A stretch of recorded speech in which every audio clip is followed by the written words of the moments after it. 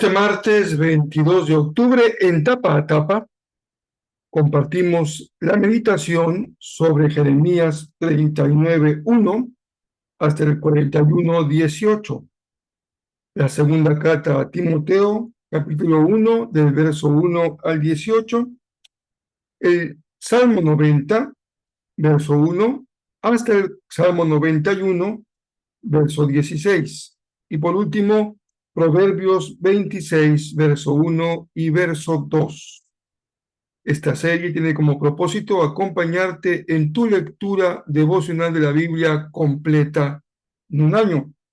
Yo soy el pastor Rafael Pola y me da mucho gusto que me permitas compartir contigo esta meditación diaria. Hoy, como he señalado en las recientes meditaciones, compartimos el resumen de la segunda carta de Pablo a Timoteo.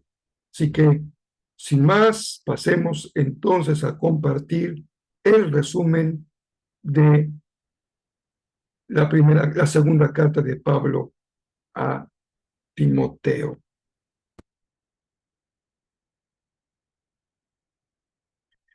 Vamos a poner el recurso del video para poder entrar en la introducción de esta hermosa carta. La segunda carta de Pablo a Timoteo. Esta es la última y la más personal carta de Pablo.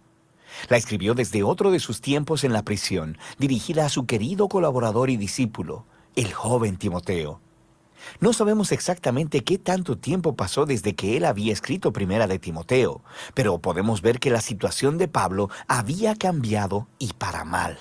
Él está encarcelado en Roma, lo que podría referirse al tiempo de su arresto domiciliario que se menciona en Hechos 28. O podría ser que ya había sido liberado de esa prisión inicial. Tuvo otra larga temporada de ministerio para luego ser arrestado de nuevo en Troas.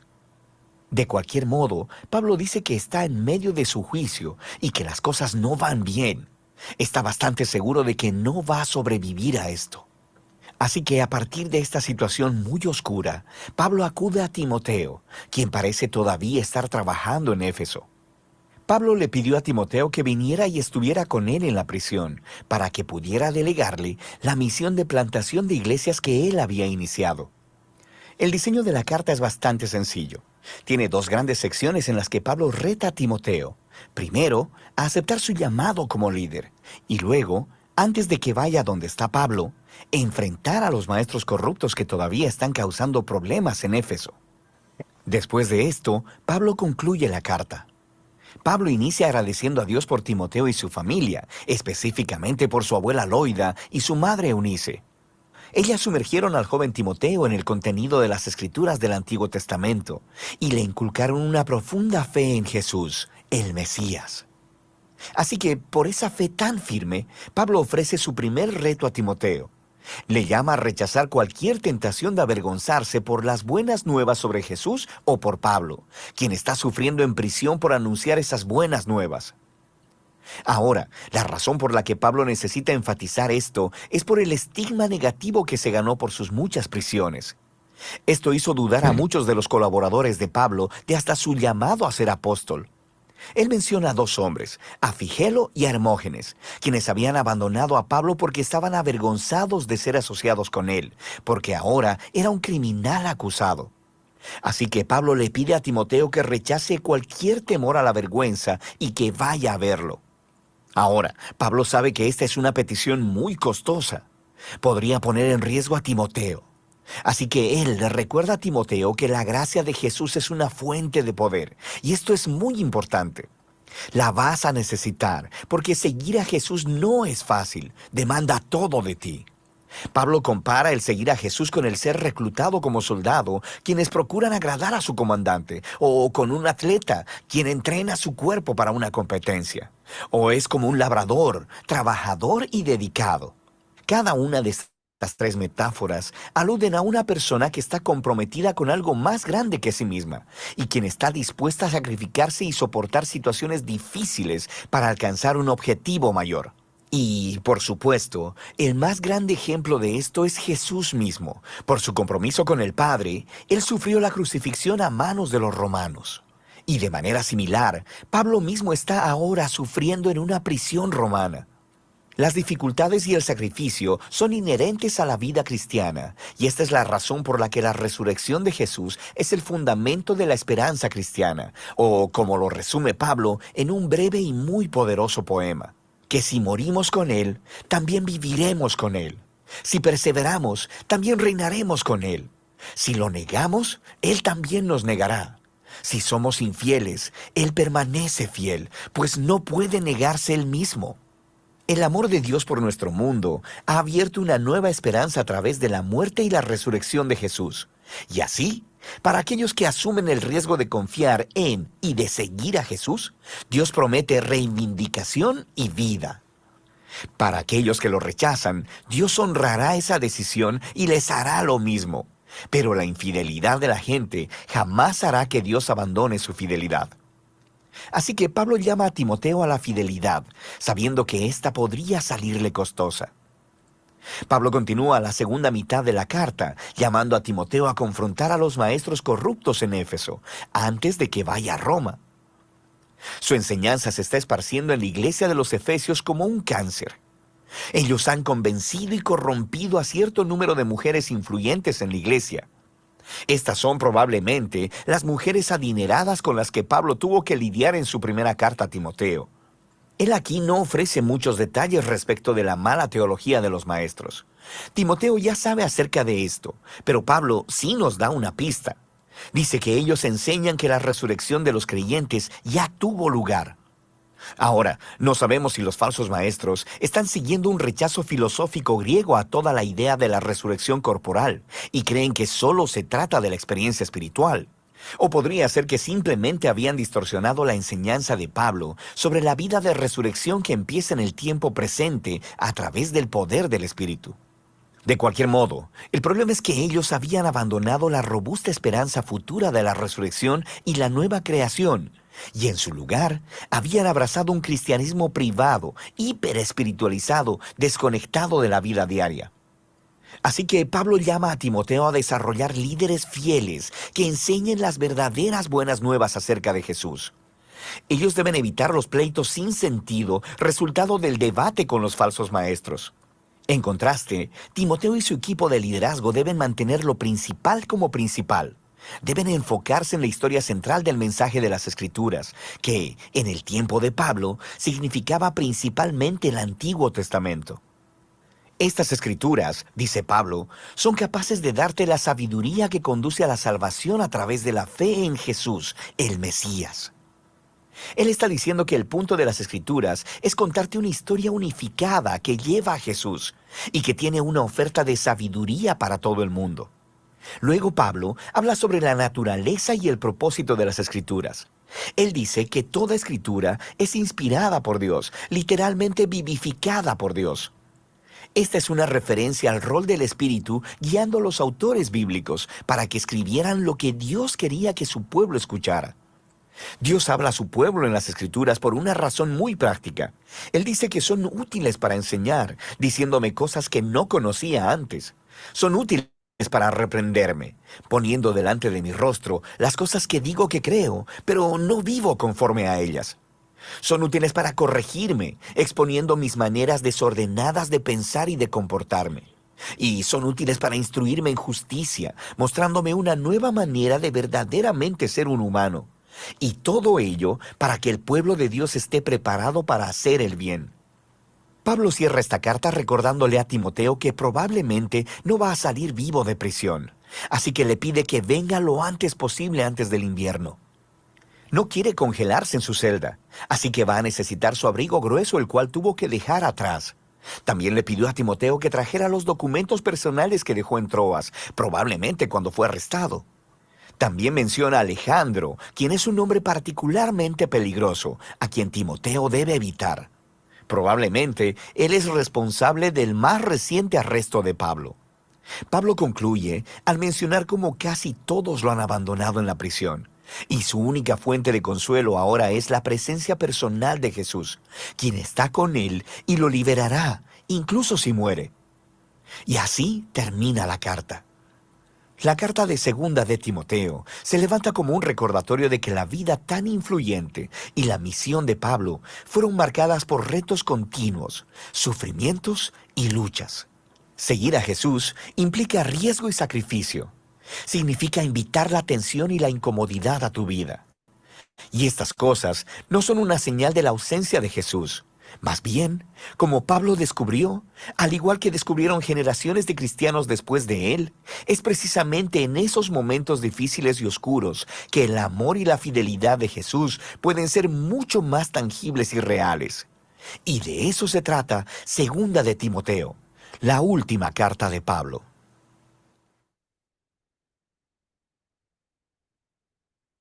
Gracias al Señor por este ministerio que nos comparte una visión panorámica de los diferentes libros de la Biblia. Hoy continuamos nosotros leyendo Jeremías, un profeta también muy atribulado, muy probado, con altas dosis de sufrimiento en su vida, de incomprensión, de rechazo. Esto es parte del ministerio en muchos casos, cuando alguien es llamado a un ministerio profético que pone en evidencia la palabra de Dios respecto a una condición de juicio, de condena o de castigo. A nadie le gusta que le hablen de la realidad, y mucho menos cuando esa realidad es confrontadora, y esa realidad implica consecuencias terribles. Y en ocasiones las personas piensan que el problema está en el mensajero y no en su realidad. Ese es el caso del profeta. Piensan que apresando a Jeremías o condenando a Jeremías lograrían evitar lo que el profeta está anunciando, pero él no es más que un mediador. Y en este capítulo del día martes 22, pues justamente se cumple lo dicho por el profeta. Llegan los ejércitos de Babilonia a rodear a Jerusalén por mucho tiempo, prácticamente 2 años dura el sitio, logran abrir una brecha en la muralla de la ciudad y penetran hacia Jerusalén. El rey Sedequías es apresado y es conducido a Babilonia, y su situación es totalmente trágica.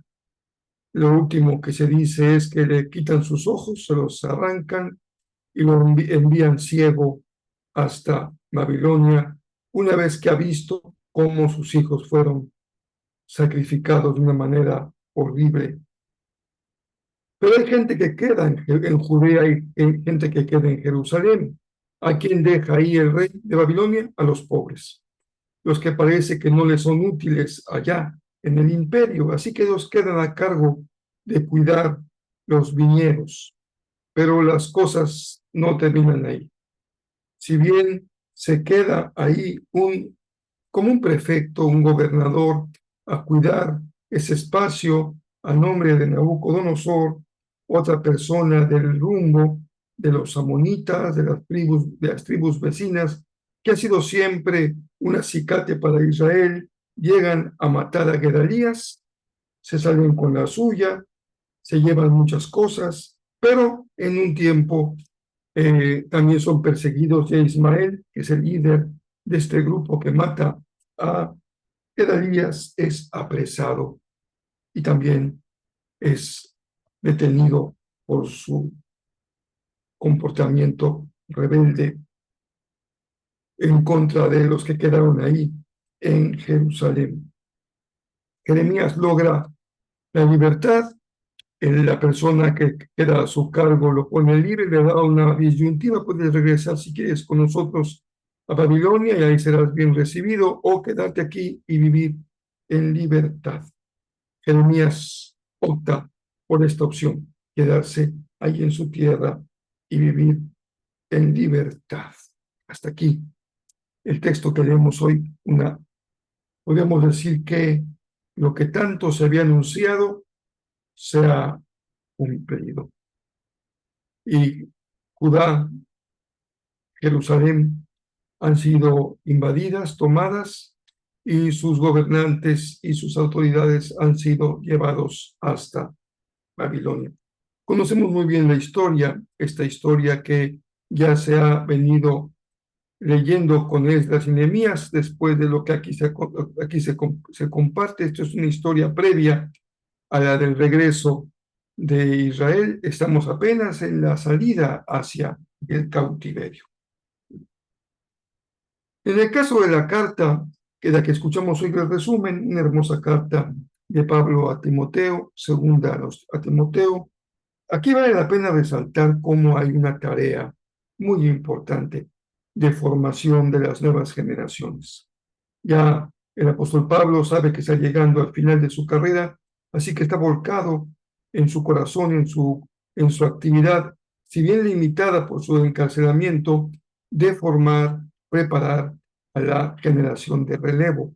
Eso debemos de hacer nosotros hoy, los que ya estamos llegando a la puerta final de nuestra labor en la obra de Dios, hasta que Él disponga que es tiempo de ir a su presencia. Hemos de dedicar tiempo más que antes y con más experiencia en la formación de la nueva generación de líderes, pastores, siervos que estarán siendo útiles en la obra del Señor, cada quien en lo que puede hacer, en el nivel de su influencia.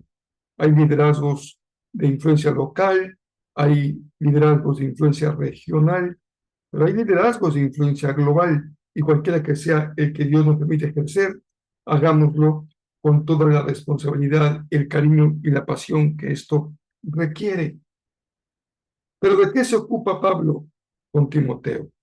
Bueno, primero, no hay labor de mentoría, de preparación, de formación, que no incluya una vida de oración por los que están siendo formados. Finalmente, no son nuestros discípulos, sino son los discípulos de Jesús, a los que nosotros estamos ayudando en su formación, colaborando. Por eso, Pablo ora por Timoteo. ¿Y cuál es la palabra que deja en el corazón de este joven? No sabemos su edad, pero puede ser un hombre de mediana edad, su fe. ¿Cómo es importante fortalecer la fe de las nuevas generaciones? La fe, en tanto que es el contenido de lo que se cree, lo que llamaríamos la verdad, el mensaje, pero la fe en tanto que la confianza en Dios. Los dos aspectos son importantes para cubrir en la formación de las nuevas generaciones. ¿Qué consejo le da Pablo a Timoteo? Aviva el fuego del don que recibiste desde que creíste. Y esto está en la mano de cada uno de nosotros. Ya tenemos el don. A nosotros nos toca avivar el fuego, no permitir que ese fuego, por ninguna razón, vaya en detrimento o se apague. Hay una parte muy personal, la veríamos en el resumen, que Timoteo podía correr el peligro de avergonzarse de Pablo por su condición. Y claro que cuando uno es discípulo de alguien exitoso, pues uno se pone las medallas y levanta el rostro con orgullo o con satisfacción, pero cuando el líder, el maestro, está en derrota, está empobrecido, está fracasado, está apresado, entonces parece que no hay motivo de orgullo. Pero Pablo dice, no, no te avergüences de mí. Estoy ahora en prisión, pero Dios siempre ha bendecido su ministerio. Y es más, ven pronto a verme y no te avergüences ni a mí, y mucho menos del mensaje del Evangelio que el Señor les ha dado. Timoteo debe aferrarse a algo, al modelo de la sana enseñanza que aprendió, y guardar la verdad mediante el poder del Espíritu Santo. Y aquí hay dos elementos que no podemos separar. La importancia de la verdad en la que hemos creído, pero guardarla en el poder del Espíritu. Que no se convierta en una doctrina seca, en simple literatura, en simple teoría, sino que siempre se mantenga viva en el poder del Espíritu Santo. Palabra que transforma, que confronta, que desafía, que transforma. Es palabra del Señor. Hoy tenemos dos salmos, o por lo menos uno completo y uno que iniciamos, el 90 y el 91. Del 90 le recupero un verso, tal vez dos. Señor, a lo largo de todas las generaciones, tú has sido nuestro hogar. Vean qué enseñanza tan hermosa. Nuestro hogar no es nuestra casa, no es nuestra congregación local, nuestro hogar no es nuestro país, nuestro hogar es el Señor. Él es nuestro hogar, en Él habitamos, en Él somos y Él en nosotros. Así que dice el salmista, tú siempre has sido nuestro hogar. Así que si bien Israel le toca, como ahora estamos leyendo en Jeremías, empezar un camino a una nación que no es la suya, una condición de expatriación, de exilio, nunca pierden su hogar, porque su hogar siempre es el Señor, donde quiera que estén. Y eso no lo olvidemos. Y el segundo verso, que nuestros hijos vean tu gloria, nueva generación, y que el Señor, nuestro Dios, nos dé su aprobación y haga que nuestros esfuerzos prosperen. No dejemos de trabajar por el Señor. Anhelo trabajar por el Señor y confiemos en que Él va a prosperar nuestros esfuerzos. Sí, dice el Salmo, haz que nuestros esfuerzos prosperen. Yo he querido, pues, terminar esta meditación de hoy, pues, compartiéndoles completo los versos del 91 que empezamos a leer el día de hoy. Dice así, los que viven al amparo del Altísimo encontrarán descanso a la sombra del Todopoderoso. Vean la enseñanza que hay en el paralelismo sintético. Aquí el segundo párrafo o del segundo renglón agrega sobre el primero, los que viven al amparo del Altísimo encontrarán descanso a la sombra del Todopoderoso. Declaro lo siguiente acerca del Señor. Solo Él es mi refugio, mi lugar seguro, Él es mi Dios y en Él confío. Te rescatará de toda trampa y te protegerá de enfermedades mortales. Con sus plumas te cubrirá y con sus alas te dará refugio. Sus fieles promesas son tu armadura y tu protección. No tengas miedo de los terrores de la noche ni de la flecha que se lanza en el día. No temas a la enfermedad que acecha en la oscuridad, ni a la catástrofe que estalla al mediodía. Aunque caigan 1000 a tu lado, aunque mueran 10,000 a tu alrededor, esos males no te tocarán. Simplemente abre tus ojos y mira cómo los perversos reciben su merecido. Si haces al Señor tu refugio y al Altísimo tu resguardo, ningún mal te conquistará, ninguna plaga se acercará a tu hogar, pues Él ordenará a sus ángeles que te protejan por donde vayas. Te sostendrá con sus manos para que ni siquiera te lastimes el pie con una piedra. Pisotearás leones y cobras, aplastarás feroces leones y serpientes bajo tus pies. El Señor dice, rescataré a los que me aman, protegeré a los que confían en mi nombre. Cuando me llamen, yo les responderé. Estaré con ellos en medio de las dificultades, los rescataré y los honraré. Les recompensaré con una larga vida y les daré mi salvación. Que así sea. Precioso este salmo.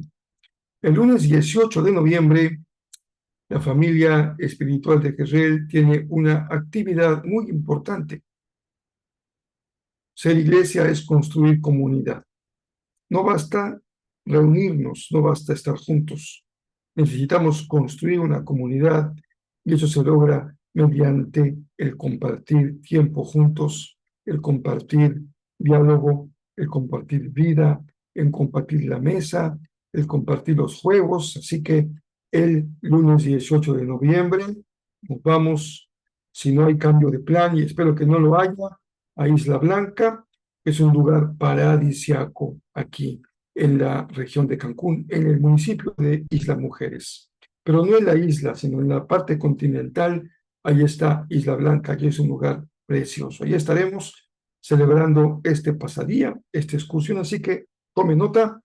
Si por alguna razón no estuviste el domingo en el culto presencial y no te enteraste, te pido que lo pongas en tu agenda y hagas todo lo posible por acompañarnos en este tiempo de convivencia y de compañerismo. Y recuerden, nuestros amigos, familiares que aún no son creyentes, son nuestros invitados especiales. Por favor, invítalos, que te acompañen, que disfruten un día de compañerismo, de descanso, pero también habrá oportunidad de que conozcan al Señor Jesús de esta manera.